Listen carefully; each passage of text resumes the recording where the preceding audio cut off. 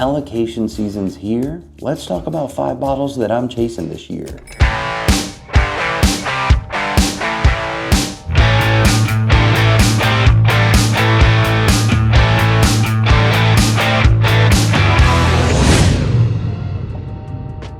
Don't know why that rhymed, I apologize. How's it going, everyone? Welcome back to Whiskeyed.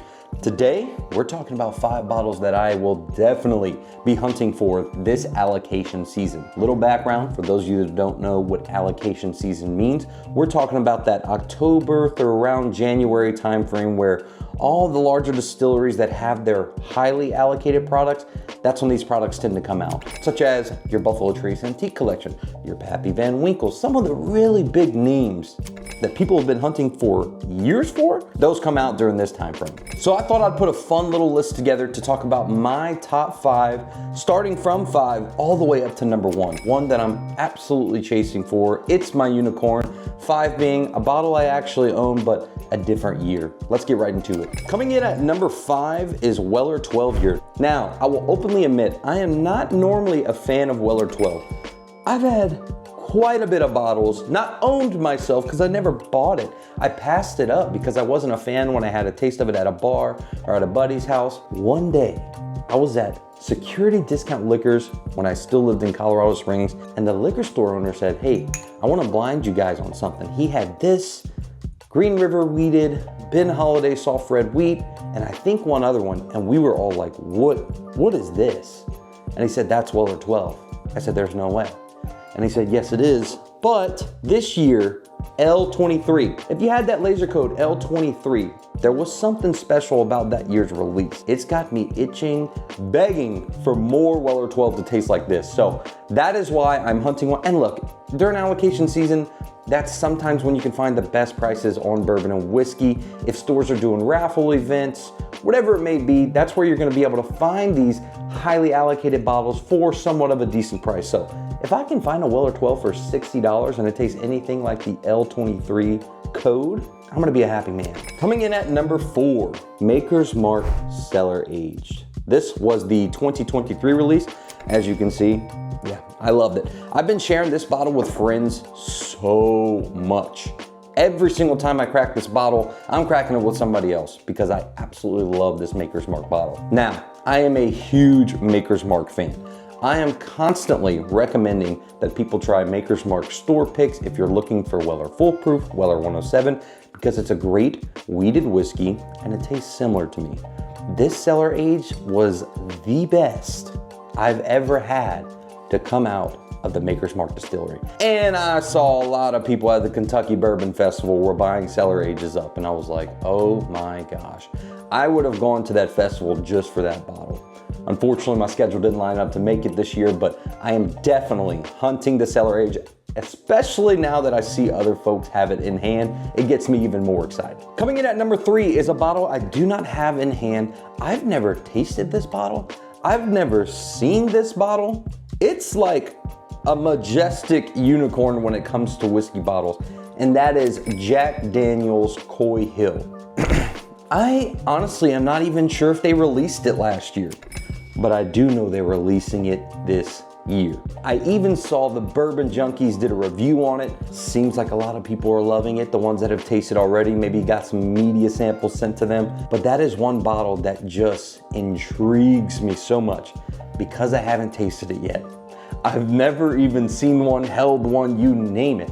But I absolutely love Jack Daniel's barrel proof products. Both their gold labels for their Tennessee whiskey and the rye, I absolutely love coming out of Jack Daniel's. So I really have a feeling we're choosing the best of the best barrels, batches for Coy Hill. I think that's one that I am really gonna enjoy. That's why it makes number 3 on the list. Coming in at number 2 is a bottle that I actually do have on hand. Now, that is Rock Hill Farms coming out from the Buffalo Trace Distillery. Rock Hill Farms has become one of my favorite bottles of whiskey I have behind my shelf. Out of everything, I absolutely love this bottle. Fortunate enough, a great friend of mine and also Patreon member, Josh, knew that I wanted this bottle for so long. he made some sort of crazy cool trade, acquired this, and said he wanted me to have it because he knows how much I love to taste his, I love to taste Joe's, I love to mess with Steve about his Bottle Rock Hill, and they all love to mess with me because I didn't have one. Well, now I do. And seriously, this is one of those bottles that just wows me. Every time I crack it open, every time I let folks try, they love it as well. So I'm definitely looking for a backup this year. To be honest with you, I hunted for at least 2 years for one of these. Never found one on a hunt, never even found one at an event. This was gifted to me by a friend. That's why I love the whiskey community. You meet some of the best people and greatest friends. Thank you so much, Josh, for this bottle. You got me hunting for another one. This makes number 2 on the list. And it's time for number 1. Did you guess it? If you guessed it right, let me know down below in the comments what my number 1 bottle is. This one also haunts me at night. I tasted it once, and it is the best whiskey I have ever tasted in my life. Yes, I may sound like a super tater when I say this. That bottle is William Larue Weller. That is the best whiskey that has ever touched my palate before. I loved every single drop of that pour. Shout out to Joe. Joe and I had that one at a restaurant up in the Denver area a few months ago now. I was in awe. You know, a little bit lost for words when you have something that good, that great. William Larue Weller is one that I've been hunting for years now. I mean, years. It is probably the most unrealistic bottle for me to find on this entire list. I did try to keep it somewhat findable, the list. Hopefully all of you, if you're searching for them as well, you can find them, but I had to put William Larue Weller in there. It is my number 1 unicorn bottle that I'm not sure if I'll ever find. It might be another 5-10 years before I find a bottle, but it's gonna stay number 1 until I do. And I think even when I do find that bottle, it might be the number 1 bottle I own. So that does it for my top 5 list. Let me know, what bottles are you hunting? If you had a top 5, or give me your number 1, give me your number 1 through 5, doesn't matter. Leave a comment below. Hey, check it out. Next month, we have a great group of Patreon members coming down. We're gonna do some barrel picks here in Louisiana. That's right, we're going to JT Mellick. We're gonna do a 100% rice whiskey pick. I'm telling you, you might want to join in on the Patreon so that you can get a bottle from that barrel because I cannot wait. We're also doing a Cajun's cut pick as well from Distillery Acadian.